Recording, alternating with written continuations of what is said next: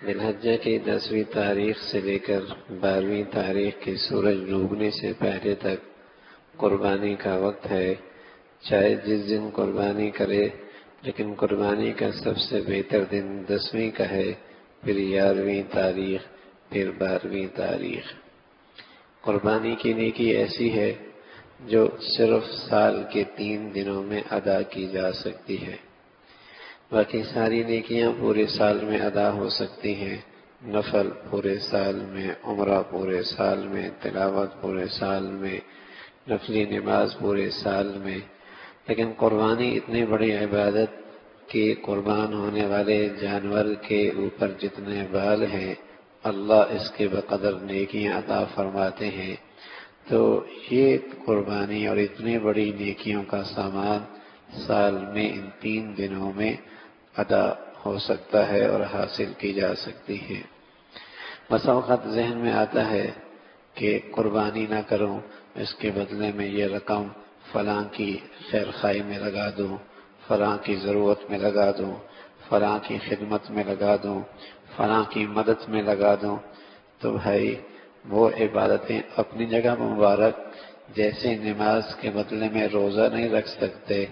اور حج کے بدلے میں زکوٰۃ نہیں دے سکتے اور زکوٰۃ کے بدلے میں کسی بچی کی شادی نہیں کرا سکتے، ایسی ہر عبادت کا اپنا اپنا مقام ہے، ایک کا دوسرا بدلہ نہیں ہو سکتا کہ چلو میاں میں زکوٰۃ تو نہیں دیتا، کچھ روزے اور رکھ لیتا ہوں، چلو میاں میں نماز تو نہیں پڑھتا لیکن کچھ صدقہ خیرات زیادہ کر دیتا ہوں۔ تو ہر عبادت کا اپنا اپنا مقام ہے۔ تو جس طریقے سے ایک عبادت دوسرے عبادت کے بدلے نہیں ہو سکتی کہ یہ فریضہ نہ ادا کروں اس کے بدلے میں یہ خدمت کر دوں، اسی طرح قربانی نہ کرنا اور یہ کرنا کہ اس رقم سے میں فلاں کی مدد کر دیتا ہوں اور اس رقم سے فلاں کا ساتھ میں بچی کی شادی کرا دیتا ہوں، وہ نیکی بھی اپنی جگہ مبارک ہے، لیکن قربانی کا جو وجوب ہے اور جو قربانی ضروری ہے وہ تو بہرحال کرنا ضروری ہے، وہ تو بہرحال کرنا ضروری ہے۔ اگر بچی بالغ ہے، بچہ بھی بالغ ہے اور میاں بیوی کے پاس بھی پیسے ہیں تو بلوغت کے ساتھ ساتھ ان کے پاس مقدار بھی ہے نصاب کی، سب پر قربانی واجب ہو، سب پر قربانی واجب ہوگی۔ اور پھر اللہ کے حبیب صلی اللہ علیہ وسلم نے تو اپنے عمل سے یہ ترغیب دی ہے کہ ان دنوں میں نہ صرف یہ کہ واجب قربانی کرنی چاہیے بلکہ نفلی قربانی بھی کثرت سے کرنی چاہیے، نفلی قربانی بھی جن کو اللہ نے خوشحالی دی ہے، وسائل دی ہیں، کثرت سے نفلی قربانی بھی کرنی چاہیے، جو آپ علیہ الصلوۃ والسلام نے اپنے عمل سے کر کے دکھایا۔ 10ویں تاریخ کو شہر والوں کے لیے قربانی کا مستحب وقت عید کی نماز اور خطبے کے بعد ہے، جبکہ گاؤں والوں کے لیے جس میں عید کی نماز نہیں ہوتی سورج طلوع ہونے کے بعد ہے۔ قربانی عید کی نماز کے بعد ہے اہل شہر کے لیے، اس لیے کہ عید کی نماز واجب ہوتی ہے شہر والوں پر، دیہات والوں پر عید کی نماز واجب نہیں ہوتی، جیسے وہاں جمعہ ان پہ واجب نہیں ہوتا، انہیں ظہر پڑھنی ہوتی ہے، تو ان کے لیے قربانی ہے کہ سورج نکلنے کے بعد وہ قربانی کریں، اور شہر والے عید کی نماز کے بعد قربانی کرنا ان کے لیے مستحب ہے۔ گاؤں واؤ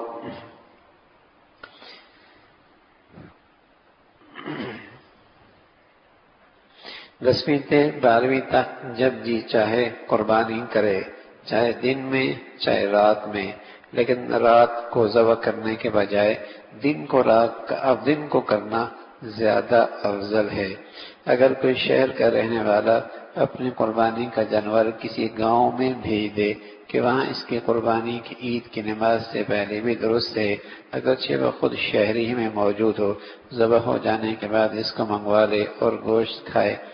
قربانی جیسے اجتماعی قربانیاں ہوتی ہیں اور خوشحال مسلمان دیہاتوں میں قربانی کرانے کے لیے وقف قربانیاں کرواتے ہیں، تو ان کی یہ قربانیاں جب دور دراز شہروں میں ہوں تو ظاہر ہے وہ عید سے پہلے بھی ہو سکتی ہیں، اس میں کوئی حرج نہیں، اگرچہ یہ خود میں شہر میں رہ رہا لیکن اس کی قربانی اس دیہات میں ہو رہی، تو عید کی نماز سے پہلے بھی ان کی یہ قربانی بالکل درست ہے۔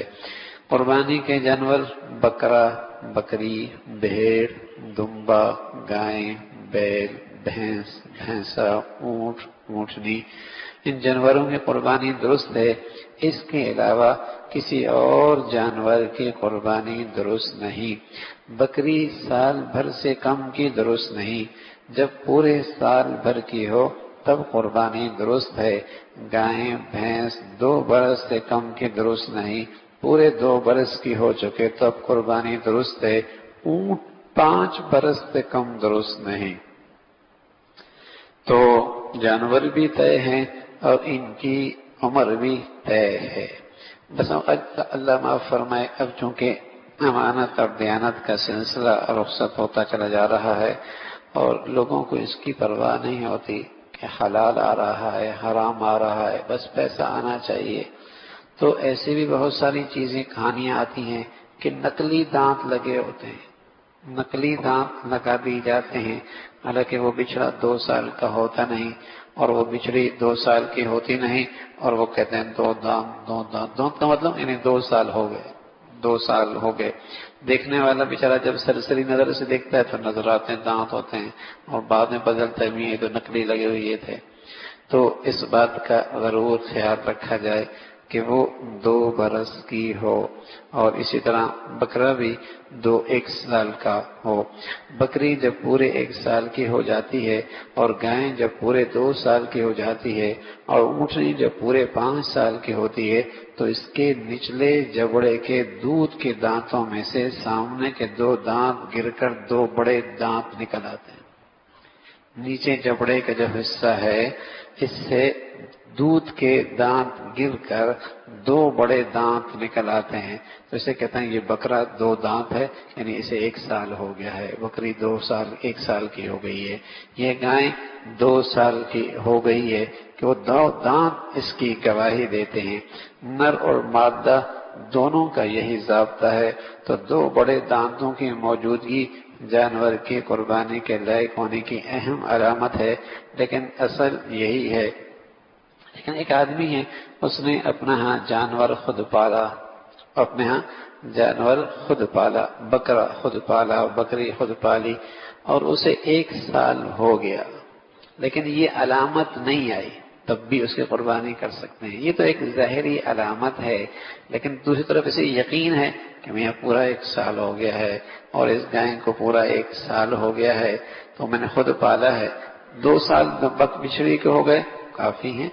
تو دانت نہ بھی آئے تو قربانی درست ہے۔ لیکن باہر سے جو آپ خرید رہے ہیں تو ظاہری علامت کا خیال کرنا ہی ضروری ہے، ورنہ اگر آدمی خود پالتا ہے تو پھر دوسرے معاملہ ہے۔ دمبا یا بھیڑ اگر اتنا موٹا تازہ ہو کہ سال بھر کے جانوروں میں رکھیں تو سال بھر کا معلوم ہوتا ہو، تو سال بھر سے کم لیکن 6 ماہ سے زائد عمر کے دمبا اور بھیڑ کی قربانی بھی درست ہے۔ اگر ایسا نہ ہو تو سال بھر کا ہونا چاہیے۔ دمبا اور بھیڑ میں یہ گنجائش ہے کہ وہ اتنا فربا اور اتنا صحت مند ہے کہ اگر اسے سال بھر کے جانوروں میں رکھ دیں تو 1 سال کا لگے، تو اس کو 6 مہینے سے زائد اگر ہو تو اس کو بھی قربانی کے لیے جائز ہے۔ جو جانور اندھا یا کانا یا 1 آنکھ کی تہائی روشنی سے زیادہ اس کی جاتی رہے تو اس کی قربانی درست نہیں، یعنی ایسا عیب جسے شریعت نے بھی عیب دار کہا ہے، ایسا عیب جسے شریعت بھی عیب دار کہہ رہی ہے، تو ایسے جانور کی قربانی درست نہیں۔ جس جانور کا 1 کان تہائی سے زیادہ کٹ گیا یا 2 تہائی سے زیادہ کٹی ہو تو اس کی قربانی بھی درست نہیں۔ اتنا دبلا کہ بالکل مریل جانور، جیسے ہمارے ہاں جو ہے گوشت بیچنے والے گائیں جب بالکل مرنے لگتی ہے تو اسے ذبح کر کے فروخت کر دیتے ہیں، بوڑھی پتنی کس قسم کی، تو جانور اچھا ہونا چاہیے، دیکھنے میں بھی اچھا ہو، خوبصورت لگے۔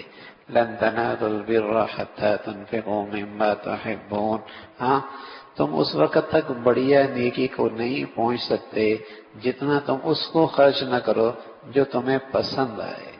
جو تمہیں پسند آئے، اچھا جانو۔ اللہ کے لیے گوشت تو مطلوب نہیں ہے اللہ کو، اللہ کو گوشت تو مطلوب نہیں ہے، اللہ کا تو تمہارا خلوص مطلوب ہے کہ تم کس محبت اور جذبے کے ساتھ اللہ کی خاطر اس جانور کو ذبح کر رہے ہو۔ اور سمجھتے بھی ہیں ہم کہ اس قربانی کی بنیاد تو کیا ہے، بیٹے کو ذبح کر رہے، وہاں تو گوشت کا نام و نشان بھی کوئی نہیں، وہاں تو بیٹے کو ذبح کیا جا رہا، وہاں تو گوشت کا نام و نشان ہی کوئی نہیں،